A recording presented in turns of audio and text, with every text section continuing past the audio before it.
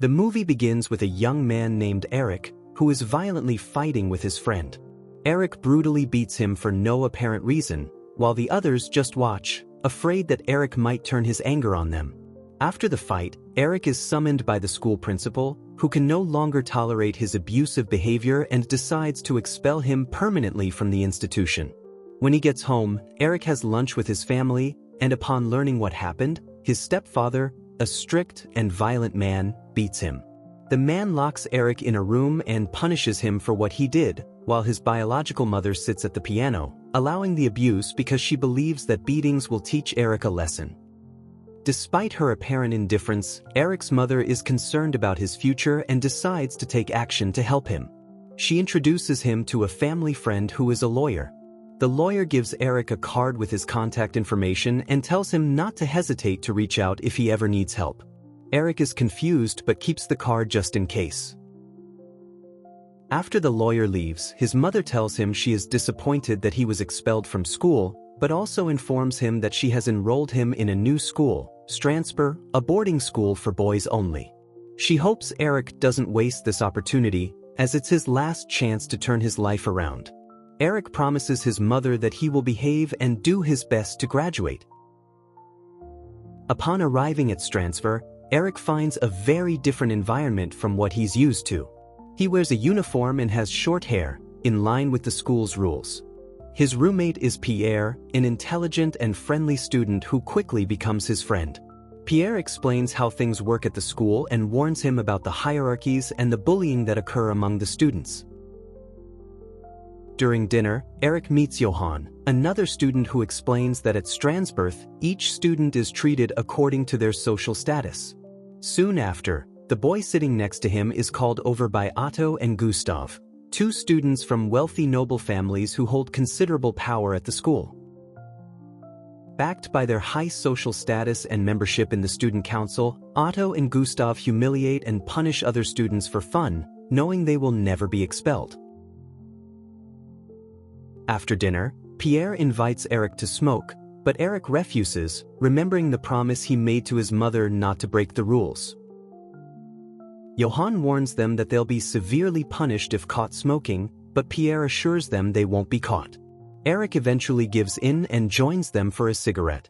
The next day at breakfast, Otto and Gustav summon Eric to welcome him and teach him the school's traditions. However, Eric refuses to submit and says he's not going to stand up for them. Angered by this, Otto immediately calls Johan over and hits him in the head, leaving him bleeding. That night, Otto and Gustav again try to mess with Eric. They summon him to their meeting spot and order him to clean a pile of dirty shoes, but once again, Eric refuses and walks away. Annoyed, Gustav asks Otto what they should do with him, but Otto doesn't seem too worried, suggesting they not punish Eric yet since he's new.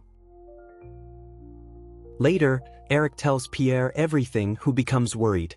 Pierre warns him to stop defying Otto and Gustav, as it could lead to serious consequences and harsh punishment. However, Eric, used to not submitting to anyone and having a bully attitude, insists that he's not afraid of them and will never obey their orders. That night, Eric and Pierre discuss how to fight back against Otto and Gustav's bullying but realize it's difficult because most students prefer to obey rather than stand up to them. The next day, Gustav accidentally bumps into Eric in the school hallway and demands an apology. Eric refuses, saying it was Gustav's fault. Enraged, Gustav challenges Eric to a fight that night. That evening, Pierre and Johan take Eric to the combat ring, just a square marked on the ground. They warn him that Otto and Gustav never fight fair and usually call their friends to gang up on their opponent. That night, Eric plans to accept the fight but then remembers the promise he made to his mother to behave and graduate. Back in their room, Pierre invites him to smoke to relieve stress, while in the ring, they're mocked for not having the courage to show up. The next day, Otto, as president of the student council, announces the names of the students who disobeyed and are to be punished. One of them is Eric. Otto imposes a severe punishment, Eric will spend a full month in detention within the school and must dig a 1-meter deep trench around the school grounds. Eric works late into the night, eating dinner alone while others sleep. He's approached by a cafeteria worker named Marja. The girl, who seems interested in Eric, tells him he reminds her of her brother, who also used to fight against injustice and refused to submit to anyone. One night after dinner, Eric goes out to smoke when Marja approaches and kisses him. They begin a secret relationship.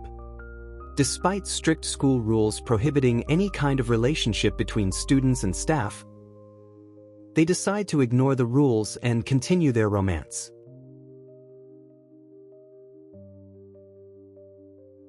One night, the students hear the council is planning a prank, so Eric and Pierre barricade their room. However, the makeshift barricade fails, and when they open the door, Otto and Gustav throw a disgusting mixture into the room. Eric and Pierre can barely stand the smell, but they clean it up and put it back in a bucket. Determined to get revenge, Eric throws it in Otto's face and manages to escape unseen.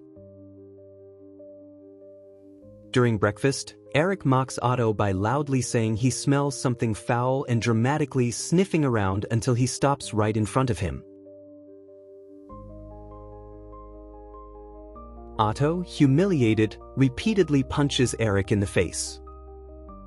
Remembering his promise to his mother, Eric does not fight back. Seeing what's happening, Marja intervenes and tells Otto to stop. Later, during Christmas break, Eric returns home and is warmly received by his mother, but his stepfather is displeased. He questions Eric about the punishment he received at school, especially being forced to dig a trench. Eric sincerely explains that he disobeyed the orders of a noble-born student.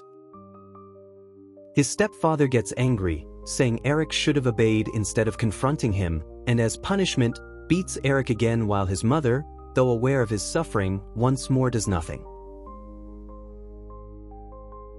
After the holidays, Eric returns to Strasbourg, eager to see Marja again, but for some reason, she avoids him. Meanwhile, Otto and Gustav, unable to break Eric, shift their attention to Pierre, Eric's only friend. One night, Eric goes to see Marja, who tells him they can no longer be together. Sad, Eric walks away until he hears someone call him from a window. He climbs up and sees Pierre, naked, being tortured. The bullies are about to burn Pierre with a cigarette, but Eric steps in and offers to take the punishment for him.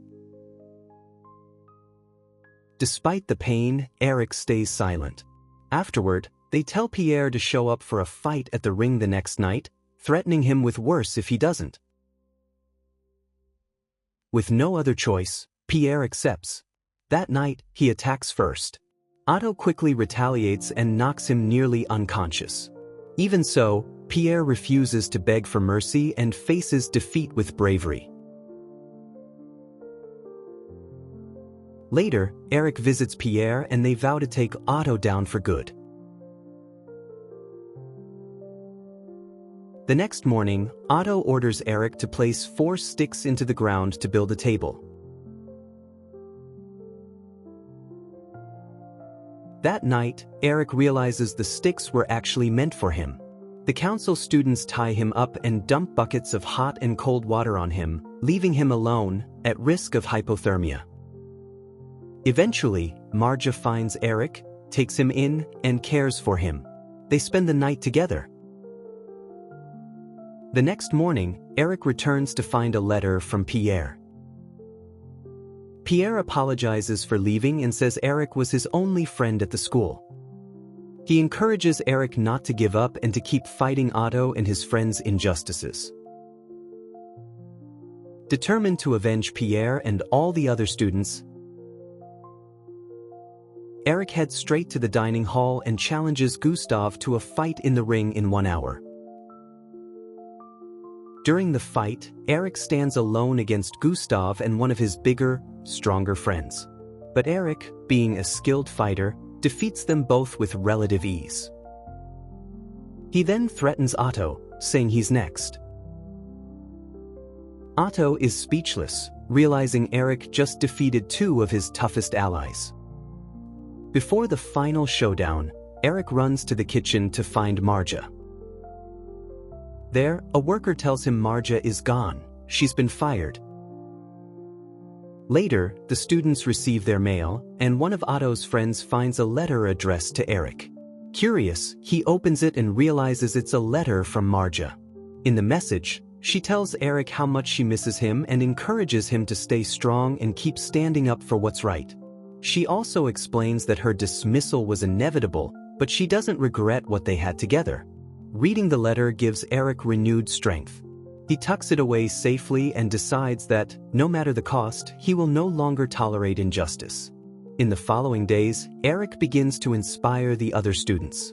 They start to admire his courage and slowly begin to question Otto and Gustav's authority. Eventually, the abuse and favoritism in the school come to light. A few students dare to report the incidents anonymously to the school board. An investigation is launched, and with enough testimonies and evidence, the council begins to fall apart. Otto and Gustav are summoned by the administration and, for the first time, face real consequences for their actions. As a result, both students are expelled from the school. The atmosphere at the boarding school gradually begins to change. The culture of fear weakens, and students begin to feel safer and more respected. Eric, though still scarred by the experiences, manages to finish the school year successfully. In the end, we see him walking through the school courtyard, no longer just a rebellious boy but someone transformed, resilient, respected, and determined to use his voice for good.